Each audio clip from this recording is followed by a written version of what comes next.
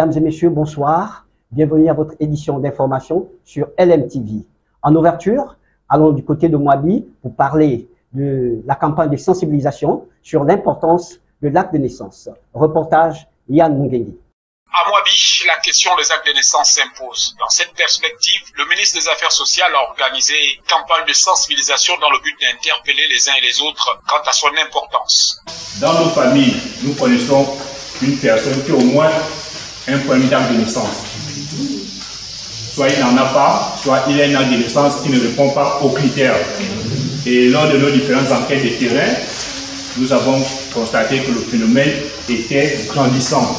Mais pour arriver à goûter le phénomène au Gabon, il faudrait qu'on commence par des sensibilisations pour que les gens prennent conscience, de l'importance de ce petit document qui n'a l'air de rien, mais qui ouvre des portes, qui ouvre plusieurs portes. Vivement que cette sensibilisation touche bon nombre de nos compatriotes qui, pour certains, se retrouvent avec des enfants sans acte de naissance.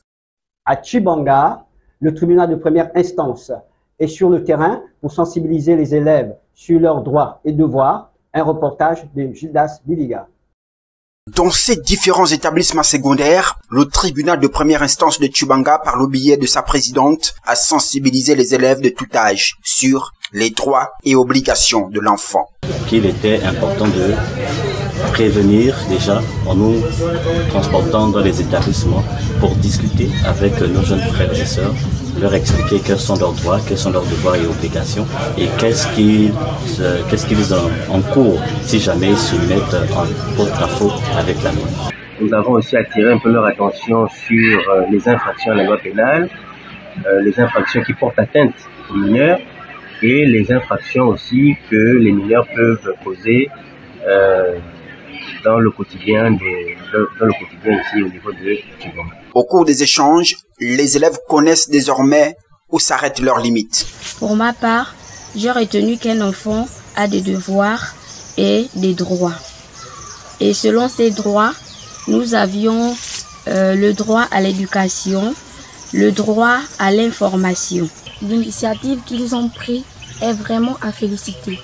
Car en tant que mineurs, il y a des actes que nous posons qui peuvent nous conduire au chemin de la prison. C'est quoi les devoirs des enfants encore?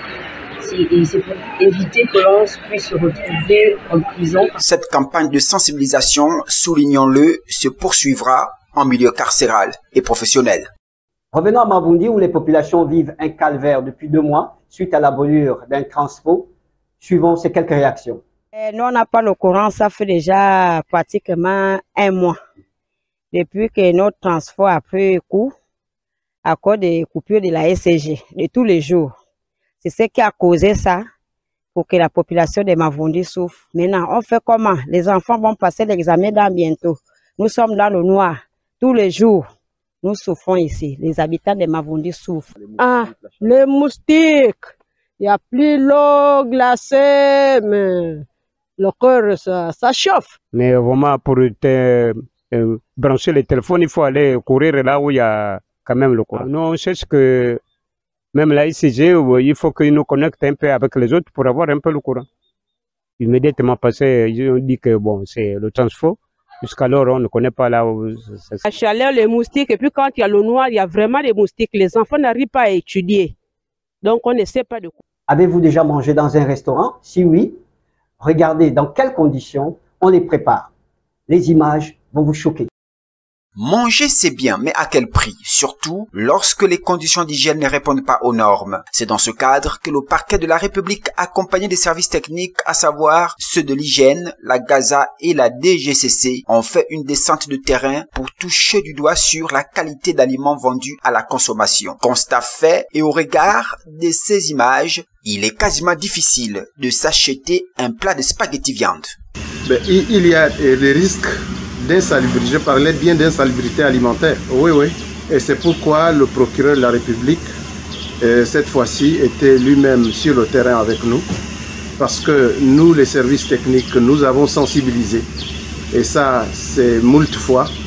Alors, vu les résistances qui s'opèrent, il fallait bien que l'autorité judiciaire soit avec nous sur le terrain pour donner un coup d'envoi vers la coercition. Cette opération menée par le parquet rehaussé par la présence du procureur de la République vise à assurer la sécurité alimentaire des populations pour éviter tout risque d'intoxication. Le constat est qu'il y a un problème, je dirais même très prononcé, d'insalubrité au niveau alimentaire dans les gargotes, les restaurants. Et dans ce domaine-là, effectivement, il y a un gros risque d'intoxication alimentaire.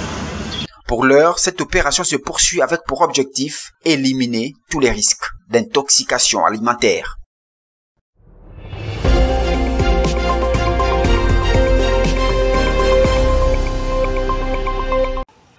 Au petit matin, Mwavita Luango quitte sa maison, son panier dans le dos. Cette agricultrice de Bushumba dans le territoire de Kabare n'a plus le courage d'aller jusque dans ses champs, situés à plusieurs kilomètres du village. Trop dangereux. À seulement une vingtaine de kilomètres de la ville de Bukavu, le chef-lieu du Sud Kivu, la guerre rôde toujours dans les collines. Mwavita Luango se contente désormais de cultiver un petit lopin de terre non loin de sa maison, là où elle peut encore espérer être en sécurité. Mais son jardin, comme elle le sait, ne suffira pas. Depuis que la guerre a commencé chez nous, à Bushumba, nos cultures n'ont pas bien évolué. Tout a été détruit parce qu'on avait fui la guerre et on avait consommé les semences qu'on préparait pour les semis. À notre tour, on a semé le peu qui restait avec retard et les plantes n'ont rien produit. Ça s'est détérioré parce qu'on a planté après la saison. Dans des communautés qui vivent essentiellement de ce qu'elles produisent, les conséquences sont dramatiques. Dans le Sud Kivu rural, la faim et la malnutrition menacent. Les haricots, une mesure se vend à 5 000 francs congolais. Quel parent peut trouver 5 000 francs congolais alors qu'il n'a pas de travail? Actuellement, nous sommes dans la famine. C'est comme si on allait mourir de faim. Sur le marché, le prix des légumes a augmenté parce qu'il n'y en a pas. À quelques kilomètres de là, au centre de Miti, on trouve toujours un marché sur la route nationale numéro 2. Situé entre la ville de Bukavu et l'aéroport de Kavumu, les automobilistes aiment s'y arrêter pour s'approvisionner en fruits et légumes. Mais ce matin, les étals sont presque vides. Le sombé, ces feuilles de manioc très prisées, se fait rare. Seules quelques villageoises ont réussi à en récolter et les prix montent en flèche. C'est à 500. Ce n'est pas 300? Non. Je vais te donner 300. Non, c'est 500. Donne-moi, alors 2 pour 500. Non, je peux te donner pour 1000 francs. Non, donne-moi 2 pour 500. Fin mars, un rapport conjoint de la FAO et du Programme alimentaire mondial établissait que 28 millions de personnes étaient confrontées à la faim en République démocratique du Congo, avec une situation particulièrement grave dans les provinces orientales touchées par le conflit.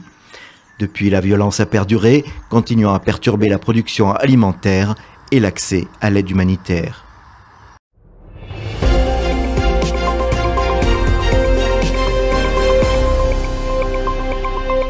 Des centaines de fidèles, tous venus rendre un dernier hommage au pape François.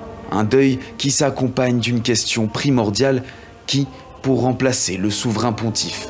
Ici, un candidat semble retenir l'attention, le cardinal ghanéen Peter Turkson. Un profil renommé au Vatican selon le président de la conférence des évêques catholiques du Ghana. Il a des qualités similaires à celles du pape. Je pense que c'est un meneur né. Il ne peut pas le cacher. Et je pense que tout le monde le voit. Qu'il soit fait chef n'importe où, les gens le reconnaîtront comme tel. Cela tout simplement parce qu'il en a les attributs naturels. À 76 ans, Peter Turkson s'est illustré à la tête de nombreux dicastères. Créé cardinal par Jean-Paul II en 2003, l'homme d'église a notamment œuvré comme président du Conseil pontifical de la justice et de la paix. Plus tard, c'est lui que le pape François envoie dans un Soudan du Sud en proie à la guerre civile pour apporter sa médiation. C'est également le cardinal ghanéen qui, par 5 fois, est allé porter la voix de l'Église à Davos lors du Forum économique mondial. Une figure à cheval entre la sphère religieuse et géopolitique, c'est également le souvenir qu'en garde Michael Kweko. Pour ce prêtre, originaire de la ville de Cape Coast, là même où le cardinal officiait comme archevêque, Peter Turkson a été un mentor. Il a été nommé comme le tout premier président du Conseil national de la paix par le président Kufuor. Cela montre bien ce qu'il représentait aux yeux du président et des Ghanéens à l'époque. Au vu certes de ses qualités personnelles, mais également vis-à-vis de ce qu'il pouvait faire en tant qu'homme d'église et en tant que citoyen. Proche de François, dans ses combats pour l'écologie ou le droit des migrants, Peter Turkson affiche des positions bien plus conservatrices lorsqu'il s'agit d'homosexualité. Un point de vue qui, selon ses proches, lui permettra de faire entendre sa voix à l'ensemble du conclave. Point final à cette édition d'information. L'actualité continue sur LMTV, l'Anyanga autrement.